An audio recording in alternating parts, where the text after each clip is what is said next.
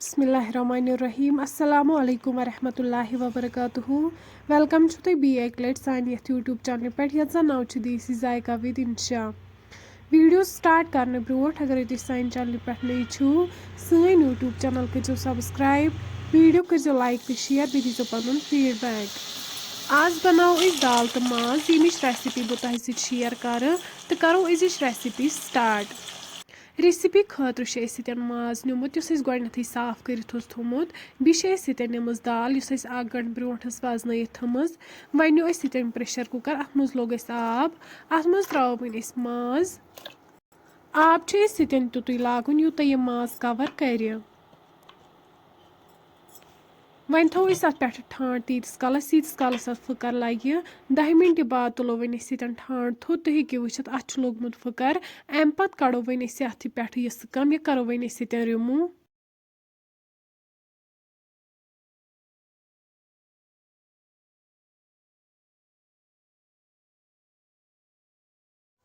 कम युथु remove मकलाओ कर one throw leather चमचे नून चमचे बादियान पाउडर चमचे तो जिंजर पाउडर चमचे बी त्रो वन ये सब्ज ज़ल दालचीन रुहन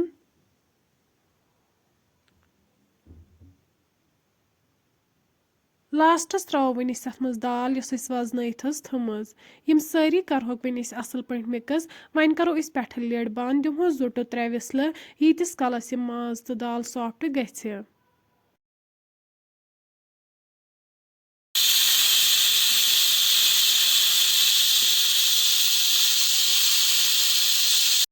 त्रे विसल बाद वालो वन प्रेशर बोन वन करो चक तुम हेको ये वुचित माज ये बिल्कुल सॉफ्ट गोमुत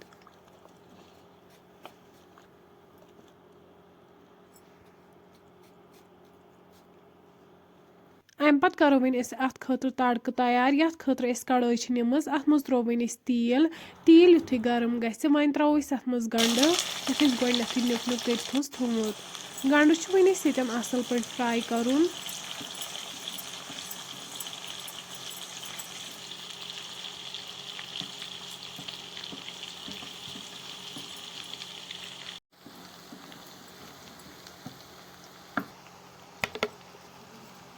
गंड युथु फ्राई गि अम पे त्रो वन अत मरचांगन चमचे 2 यह करो गंडन असल पे मिक्स अम ज्यादा कलर असल ये त्रो वन अत आब कप तिज मरचांगन तम गन दजन कह तुम हेको वुचित मरचांगन गई असल पे गंडन मिक्स अम पे करो वन तड़क अथ माजस ऐड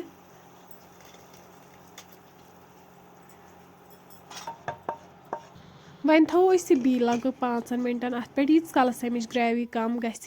5 मिनट बाद तुलो वन ठाण थोद वन त्रो पे अत ताज़ मेथ तुम हेको ये वुचित सी रेसिपी बिल्कुल तैयार